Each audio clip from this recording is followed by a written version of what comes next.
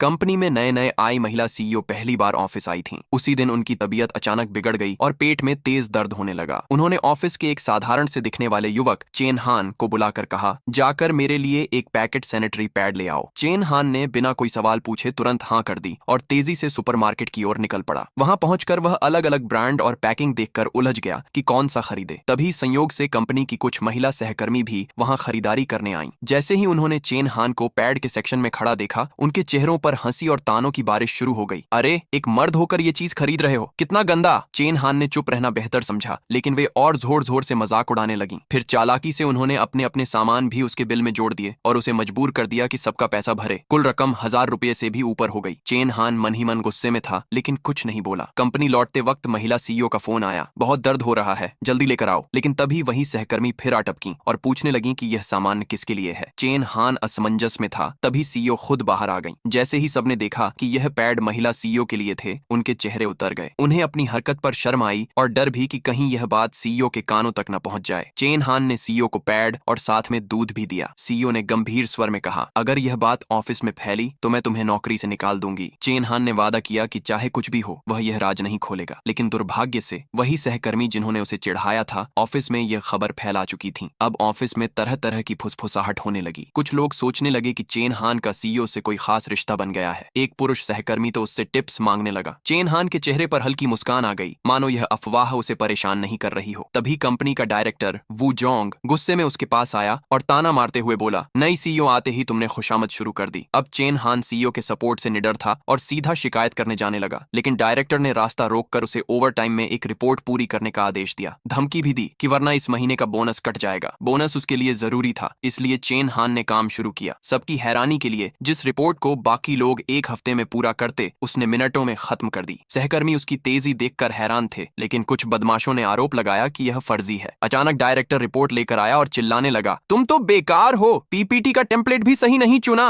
उसने बिना देखे यह फैसला दे दिया कि रिपोर्ट गलत है, सिर्फ उसे नीचा दिखाने के लिए। एक सहकर्मी ने हिम्मत करके कहा, यह तो नाइंसाफी है, न टेम्पलेट की जानकारी दी न समय, सिर्फ आधा घंटा देकर कैसे सही काम होगा। डायरेक्टर ने उसे भी धमकाया, तुम्हारा बोनस भी मेरे हाथ में है। वह चेन हान को अपमानित करते हुए बोला, सिर्फ सीईओ के लिए पैड खरीद लिया तो खुद को बड़ा आदमी समझने लगे हो, सोचते हो कि अब तुम्हें कोई छू नहीं सकता। मैं चाहूं तो तुम्हें बर्बाद कर दूंगा। चेन हान के मन में गुस्सा था, लेकिन उसकी बहन अस्पताल में थी और उसे इलाज के लिए पैसे चाहिए थे। वह जानता था कि नौकरी छोड़ना विकल्प नहीं है। डायरेक्टर ने आखिरी चेतावनी दी, यहाँ बॉस मैं हूँ, जो रहना चाहता है मेरी बात माने। उस दिन चेन हान ने समझ लिया, ऑफिस में राजनीति सिर्फ काम से नहीं बल्कि ताकत और इज्जत की लड़ाई भी है।